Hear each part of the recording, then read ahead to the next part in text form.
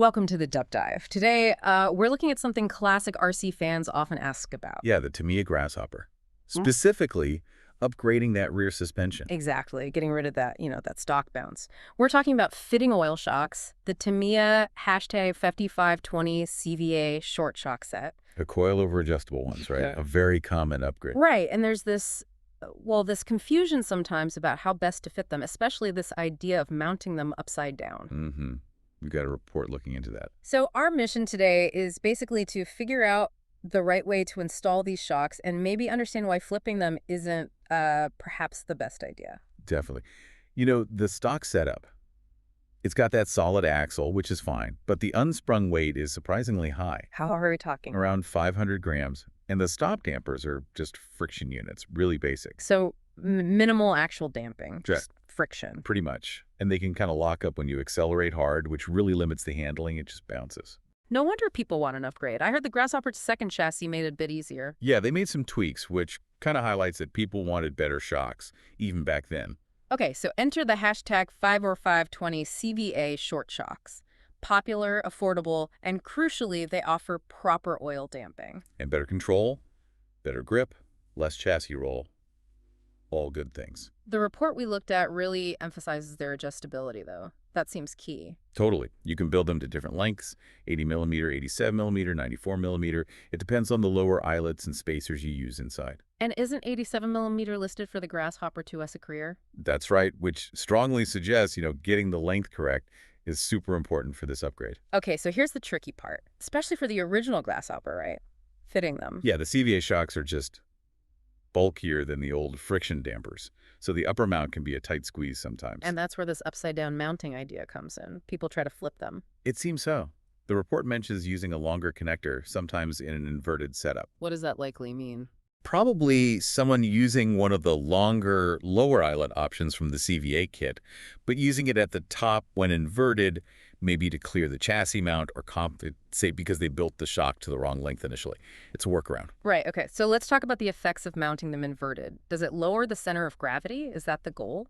Well, you might think so, but the report dismisses that. Any tiny CG benefit is apparently negligible compared to that massive 500-gram unsprung weight. So not really a performance win there. What are the actual downsides then? Okay, first big one. Increased risk of leaks and damage. The seals are now facing down right into the dirt and grit. Yeah, that can't be good for seal life. Definitely not. But the major drawback, the real performance killer, is compromised damping. How so? If there's any air inside the shock, and there often is a tiny bit flipping, it means that air can get trapped near the piston. Creating dead spots, like moments where the shock isn't really damping. Exactly. You get inconsistent action, which completely defeats the purpose of upgrading to oil shocks in the first place. You want consistent damping. Plus, doesn't it affect the unsprung weight dynamics? It does. The heavier shock body now becomes part of the unsprung mass because it's moving with the axle, which can make the suspension less responsive. It's generally better to keep unsprung weight low. Okay, so flipping them is basically a bad idea all around.